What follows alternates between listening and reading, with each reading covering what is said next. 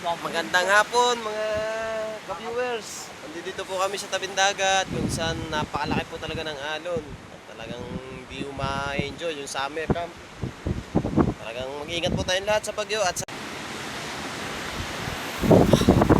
Magandang hapon guys. Nandito ako sa tabing dagat kung saan pong dating napakaganda at kalmadong dagat po ngayon. Ito po nagwawala po talaga sa taas ng hangin at alon. Wow, ng bagyo yan. Kitang-kita po dito sa likod ko. Makikita nyo, lalaki ng alon.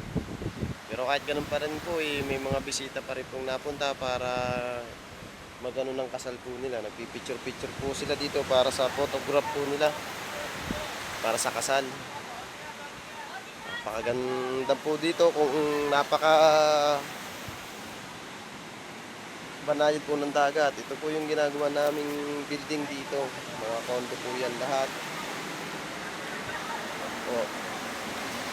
Yan po yung nasa likod ko, yan po yung sila ikakasal yan. Naghahanap po sila ng magandang kuha ng picture para sa ganap ng kasal nila. Ito po yung pangalan ng resort sa likod ko. Ayan po, makikita nyo po yan. Dito po yan sa Nasugbu. Makikita nyo po yan. Hanggang dito po yan sa may dulo. Nakita-kita nyo po, laki ng alon, no? Sobrang laki po. Ang lalaki ng alon, tsaka malakas po ang hangin. Bago naman po dun sa may dulo. Yan po yung kasama ko. Yan, di siya mapakali. Parang mo na. Pasok po kami sa loob. Yan, dito po kami sa site. Sa ginagawan po namin.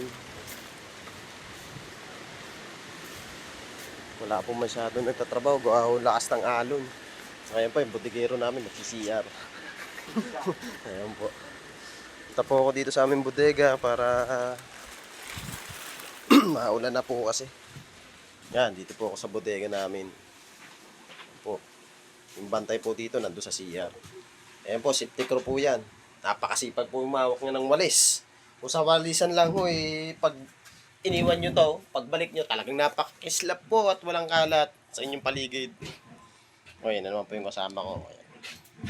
Nakahigop na po siya ng masariwang hangin.